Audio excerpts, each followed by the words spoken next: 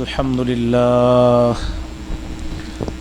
لله وكفى وسلام على عباده الذين اصطفى أما بعد فأعوذ بالله من الشيطان الرجيم بسم الله الرحمن الرحيم وما خلقت الجن والإنس إلا ليعبدون اللهم صل على محمد وعلى آل محمد كما صليت على إبراهيم وعلى آل إبراهيم إنك حميد مجيد اللهم بارك على محمد وعلى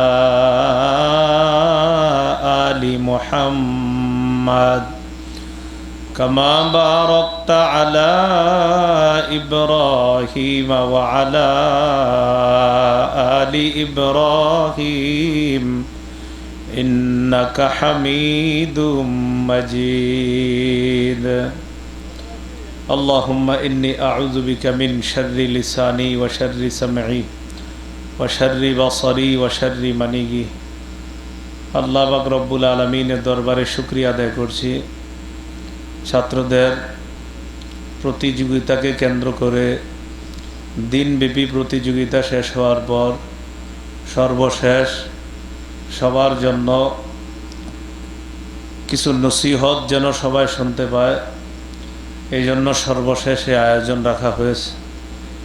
আয়োজনে আমরা যারা উপস্থিত হতে পেরেছি সকলে বলি আলহামদুলিল্লাহ। সূরা জারিয়াতের 56 নম্বর আয়াতে কারিমা তেলাওয়াত করলাম। সূরা জারিয়াতের 56 নম্বর আয়াতের অর্থ হলো আল্লাহ তাআলা পবিত্র কোরআনে এই সূরার 56 নম্বর আয়াতে বলেন ওয়ামা খালাকতুল জিন্না ওয়াল ইনসা ইল্লা লিয়াবুদুন, জিন ইনসানকে আমি অন্য কোনো উদ্দেশ্যে সৃষ্টি করি নাই, শুধু এই উদ্দেশ্যে সৃষ্টি করেছি যে তারা আমার ইবাদত করবে। আরেকটা অনুবাদ হতে পারে এভাবে, জিন ইনসানকে সৃষ্টি করেছি আমার ইবাদত করার জন্য। ইবাদত কতদিন করবে? সূরা হিজরের 99 নম্বর আয়াতে আল্লাহ বলেন ওয়া'বুদ রাব্বাকা হাত্তা ইয়াতিয়াকাল ইয়াকিন, তুমি মরণ আসা পর্যন্ত তোমার রবের ইবাদত করবা। তাহলে আমাদেরকে সৃষ্টি করেছেন ইবাদত করার জন্য। কতদিন? মরণ আসা পর্যন্ত। ইবাদত সম্পর্কে আজকে আমরা 5টি কথা শিখব ইনশাআল্লাহ। প্রথমে ইবাদতের আবিধানিক পারিভাষিক অর্থ জানব। 2 নম্বরে জানব কোরআনে ইবাদত সম্পর্কে মৌলিক কি বলা হয়েছে। 3 নম্বরে আমরা জানব 3 নম্বরে জানব হাদিসে ইবাদত সম্পর্কে কি এসেছে। 4র্থ বিষয় জানব উপকারিতা লাভের দিক থেকে ইবাদত কত প্রকার। 5মে আমরা জানব 5 নম্বরে মাধ্যম হিসাবে ইবাদত কত প্রকার, কয় মাধ্যমে আমরা সাধারণত ইবাদত করি। এই 5টি কথা খুব মন দিয়ে শুনেন। 1, ইবাদতের আবিধানিক পারিভাষিক অর্থ। একটা কিতাব আছে নাম আল উবুদিয়াহ, শাইখুল ইসলাম ইবনে তাইমিয়াহ রহমতুল্লাহ আলাইহির লেখা। এই কিতাবের 33 নম্বর পৃষ্ঠায় ইবাদতের সংজ্ঞা করেছেন এইভাবে তিনি, আল ইবাদা, ইবাদত হলো আসলু মানাহু আত-তাজাল্লুল, ইবাদতের মূল অর্থ হলো বিনয়ী হওয়া, নম্র হওয়া। একটা কিতাব আছে নাম আল ইবাদা ফিল ইসলাম।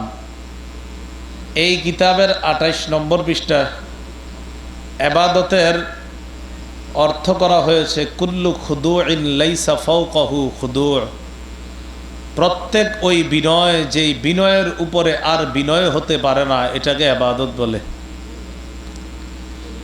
এই কিতাবেরই 30 নম্বর পৃষ্ঠায় হিয়া তাআতু মায়া গায়াতিল খুদু', চূড়ান্ত বিনয়ের সাথে আল্লাহর আনুগত্য করার নামই হলো ইবাদত। এ হলো ইবাদতের আবিধানিক অর্থ। সবগুলা মিলাইলে আবিধানিক একটা সুন্দর অর্থ পাই আমরা, সেটা হলো চূড়ান্ত বিনয়ের সাথে নিজেকে চূড়ান্তভাবে নম্র করে, নত করে, বিনয়ী করে আল্লাহর আনুগত্য করার নাম হলো ইবাদত। ইবাদতের পারিভাষিক অর্থ, ইবনে তাইমিয়া রহিমাহুল্লাহ করেছেন উবুদিয়্যাহ নামক কিতাবের 23 নম্বর পৃষ্ঠায়, হিয়া ইসমুন জামিউন লিকুল্লি মা ইউহিব্বুহুল্লাহু ওয়া ইয়ারদাহু মিনাল আকওয়ালি ওয়াল আমালি যাহিরা ওয়াল বাতিনা। থাকলাম কেন, আমি শিখা রাখলাম, এটা দিলে হবে নাকি? গরম লাগলে দিব, হ্যাঁ বন্ধ করবেন, কথা বুঝবে না ওনারা, ঠিক আছে। ইবনে তাইমিয়া রহমতুল্লাহ আলাইহি বলেন, রাখেন হ্যাঁ, ইবাদতের পারিভাষিক অর্থ ইসমুন জামিউন লিকুল্লি মা ইউহিব্বুহুল্লাহু ওয়া ইয়ারদাহু মিনাল আকওয়াল ওয়াল আমালিল বাতিনা ওয়াজ যাহিরা।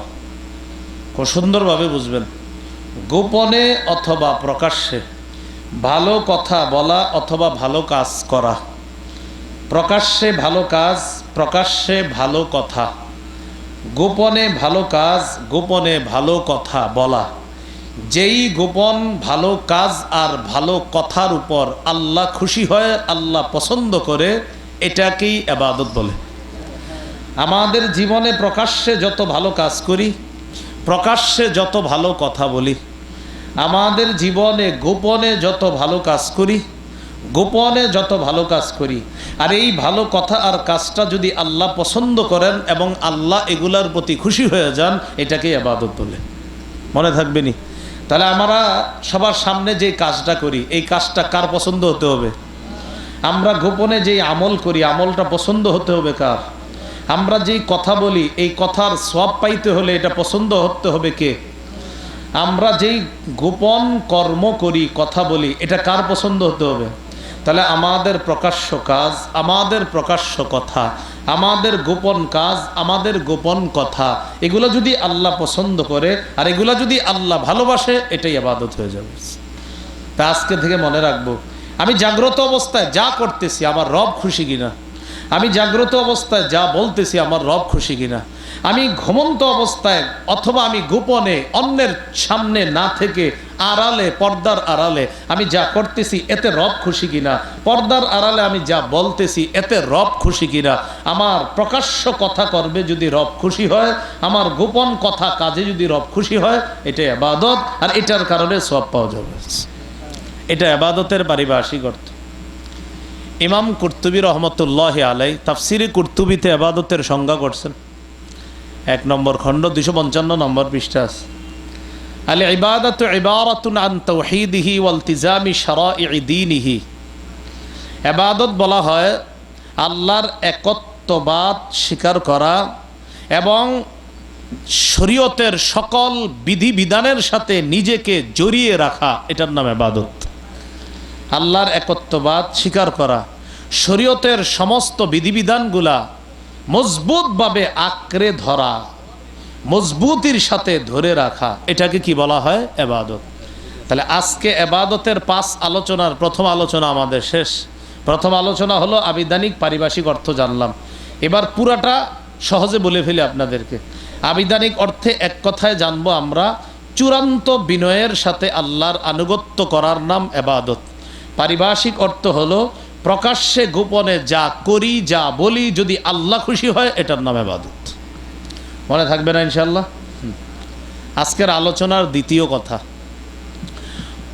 কোরআনের হাকিমের মধ্যে ইবাদতের ব্যাপারে মৌলিক 2টা কথা আছে। মৌলিক অনেক কথা আছে, এর মধ্যে মৌলিক 2টা। একটা হলো সাধারণ দাসত্ব, আর একটা বিশেষ দাসত্ব। একটা হলো সাধারণ গোলামি, আর একটা বিশেষ গোলামি। আমাদেরকে আব্দুন বলা হয়, বান্দা। বান্দা কেন বলা হয়? কারণ আমরা গোলাম। কার গোলামি করি? আল্লাহর গোলামি করি, তাই আমাদেরকে বলা হয় আব্দুন, গোলাম বলা হয়। দাস বলা হয় কারণ আমরা দাসত্ব করি আল্লাহর। এই দাসত্ব কোরআনে মৌলিকভাবে অনেকগুলো পাওয়া যায়। মৌলিকভাবে 2টি দাসত্বের কথা কোরআনে পাওয়া যায়। একটা সাধারণ দাসত্ব, সাধারণ গোলামি, সাধারণ ইবাদত, আরেকটা বিশেষ দাসত্ব, বিশেষ গোলামি, বিশেষ ইবাদত।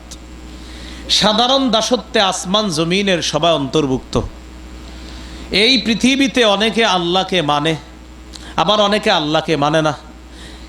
আখেরাতে যখন আল্লাহর সামনে সবাই যাবে, সেদিন দাস হয়ে আল্লাহর সামনে যাবে, দাস।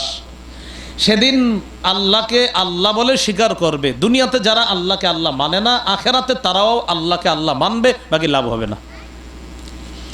সূরা মারিয়ামের 93 নম্বর আয়াতে আল্লাহ বলেন, ইন কুল্লু মান ফিস সামাওয়াতি ওয়াল আরদি ইল্লা আতির রহমানি আবদা।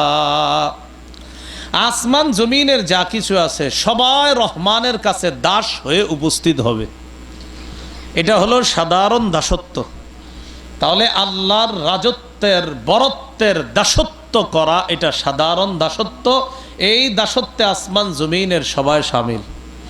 আরেকটা হলো আল উবুদিয়াতুল খাসা, বিশেষ দাসত্ব, বিশেষ গোলামি। আল্লাহর বিশেষ গোলামি আল্লাহর বিশেষ বান্দারা করে। সুবহানাল্লাহ। এই বিশেষ বান্দা কারা হবে? ঈমানদাররা। সূরা ফুরকানের 63 নম্বর আয়াতে আল্লাহ বলেন, ওয়া ইবাদুর রহমানিল্লাযীনা ইয়ামশুনা আলাল আরদি হাওনা ওয়া ইযা খাতাবাহুমুল জাহিলুনা ক্বালু সালামা। রহমানের প্রকৃত বান্দা তারা, রহমানের প্রকৃত গোলাম তারা, রহমানের বিশেষ বান্দা তারা, যারা দুনিয়াতে বিনয়ী হয়ে চলে, নম্রভাবে চলে। অজ্ঞ ব্যক্তিরা তাদেরকে সম্বোধন করলে, তাদের সাথে ঝগড়া করতে চাইলে তারা বলে আসসালামু আলাইকুম, আপনাকে সালাম। তো এইখানে দেখেন বিশেষ বান্দা কারা? যারা দুনিয়াতে নম্রভাবে চলে। দেখেন দুনিয়াতে মানুষ চলে কেউ অহংকারের সাথে, কেউ নম্রভাবে। নম্রভাবে চলনেওয়ালা বান্দারা আল্লাহর বিশেষ বান্দা। নম্রভাবে যারা চলে এটা আল্লাহর বিশেষ গোলামি। আর এই বিশেষ গোলামি কারা করে? আল্লাহর বিশেষ বান্দারা। আল্লাহ আমাদের সকলকে আল্লাহর বিশেষ বান্দা হওয়ার তৌফিক দান করে। সূরা জুমারের মধ্যে আছে 17-18 নম্বর আয়াতে আল্লাহ বলেন, ফাবাশশির ইবাদিল্লাযীনা ইসতামিউনাল কাওলা ফায়াত্তাবিউনা আহসানা। নবী, আমার বিশেষ বান্দাদেরকে আপনি সুসংবাদ দেন, যারা কথা কান পেতে শোনে, শোনার পর সবচেয়ে উত্তম কথাটা যারা অনুসরণ করে, এরা আমার বিশেষ বান্দা। এদেরকে আপনি আমার পক্ষ থেকে সুসংবাদ দিয়ে দেন। কি সুসংবাদ? উলাইকাল্লাযীনা হাদাহুমুল্লাহ। এরা তারা যাদেরকে আল্লাহ হেদায়েত দান করছে। ওয়া উলাইকা হুম উলুল আলবাব। আর তারা হলো জ্ঞানী। তারা কি? জ্ঞানী। তাহলে আমরা কি শিখলাম? দাসত্ব দুই ধরনের। একটা সাধারণ দাসত্ব, আসমান জমিনের সবাই সাধারণ দাস হিসাবে কিয়ামতের মাঠে রহমানের সামনে যাবে। আরেকটা বিশেষ দাসত্ব। বিশেষ দাসত্বটা দুনিয়াতে সবাই করতে পারে না, তারাই পারে যারা আল্লাহর বিশেষ বান্দা। আল্লাহ আমাদের সকলকে ওই বিশেষ দাসত্ব যারা করে, ওই বিশেষ বান্দাদের অন্তর্ভুক্ত হওয়ার তৌফিক দান করেন।